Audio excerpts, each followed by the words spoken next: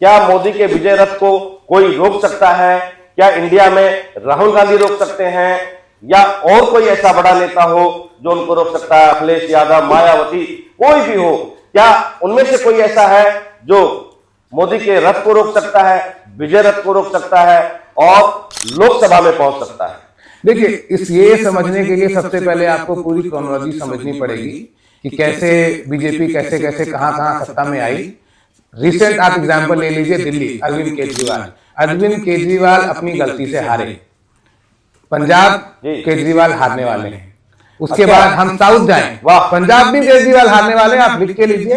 ये बहुत खराब स्थिति होगी कि पंजाब में केजरीवाल जी हारने वाले हैं। पंजाब में ड्रग माफिया पूरा फैला हुआ है हर तरफ। ओह माय गॉड, आप कहीं भी देख सकते हैं, किसी न्यूज चैनल में देखें, वहां पे मीडिया में देखें, वहां पे लोकल मीडिया आपको बताएगी कैसे ड्रग माफिया फैले हैं हर तरफ। पंजाब की जनता भी परेशान है पंजाब की सरकार से।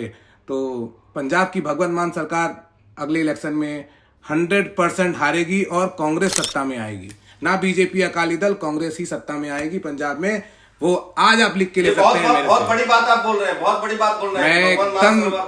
मैं एकदम सही बोल रहा हूँ कमल जी, आप लिख के लीजिए कि कांग्रेस की मतलब जाने वाली है, आपकी सरकार एकदम जाने वाली है, कांग्रेस सत्ता में आएगी, गारंटीड आएगी। तो अब आप ये बताइए कि सेंट्रल में आने के लिए कौन से नेता को आगे करना पड़ेगा? देखिए, क्या केजरीवाल को, जो सत्य की राह पे अपने आप को बता, केजरीवाल कभी सत्य की राह पे ना थे ना होंगे, तो जनता भी अब जान चुकी है। तो देखिए, मोदी का जो विजय रथ है ना, वो चालू हुआ उत्तर प्रदेश से, देखिए जनता इंतजार कर रही है। आप बताइए मोदी के रथ को कौन रोकेगा? देखिए, मैं वही बताने का कोशिश कर रहा हूं आपको। आप पूरी तरह समझेंगे तो जो नॉर्मल पब्लिक है उनको समझ में आएगा कि आखिर कैसे जीत सकते हैं। नहीं, नेताओं को भी पता चलना चाहिए कि मोदी के विजय रथ को कौन रोक सकता है। देखिए, शॉर्ट में बताऊं तो मोदी के विजय रथ को बस सिर्फ और सिर्फ ममता बनर्जी ही रोक सकती है। अच्छा। और किसी भी नेता में इतनी ताकत नहीं है।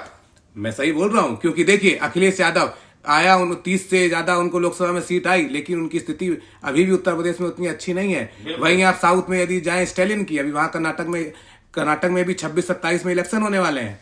अच्छा, स्टालिन भी हार सकते हैं। यदि कांग्रेस ने स्टालिन का साथ छोड़ा और विजय की पार्टी के साथ गए तो हार बहुत होने ही एकदम संभव है कि वो हार जाए, बीजेपी सत्ता में आए। लेकिन वहीं अभी बंगाल में भी इलेक्शन होने वाले हैं, लेकिन कहीं भी आप हर तरफ देखो, कोई आपको कहता नहीं आएगा कि बंगाल में बीजेपी जीतेगी।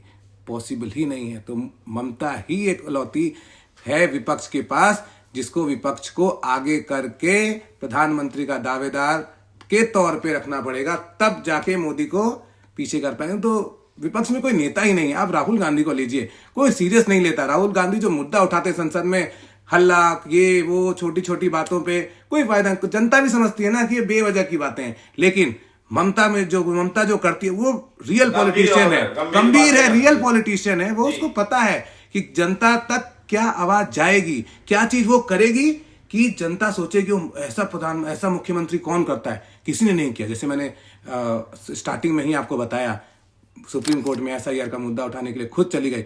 वो उन्हें पता था, ममता को पता है कि उससे जाकर कुछ नहीं होगा, सुप्रीम कोर्ट ना ही करेगी किसी के लिए। हाँ, लेकिन ये दिखाने के लिए, अपने वोटर्स के लिए, और किसी के लिए नहीं, अपने वोटर्स के लिए कि जो भी कुछ हो मैं साथ करूंगा। ममता दीदी जो 2 बार से करती आ रही है कि पैर में चोट लग गया, किसी ने गिरा दिया, तो क्या इस बार भी कोई खेला होने वाला है बंगाल में? बंगाल में तो अच्छा खासा खेला होने वाला है।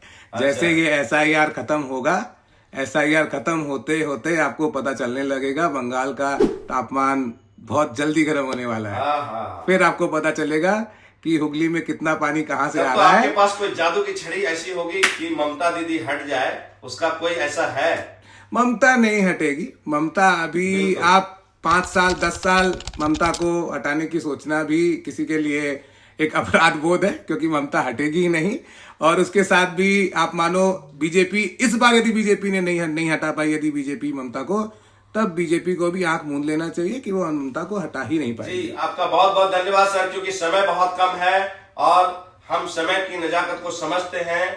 और इस समय जो आपने जो बताया है, जनता को मैं बता देना चाहता हूं कि अमृत जी की भविष्यवाणी है कि ममता दीदी की ही सरकार रहेगी और पूर्ण बहुमत में आएगी, ये पूर्ण बहुमत में।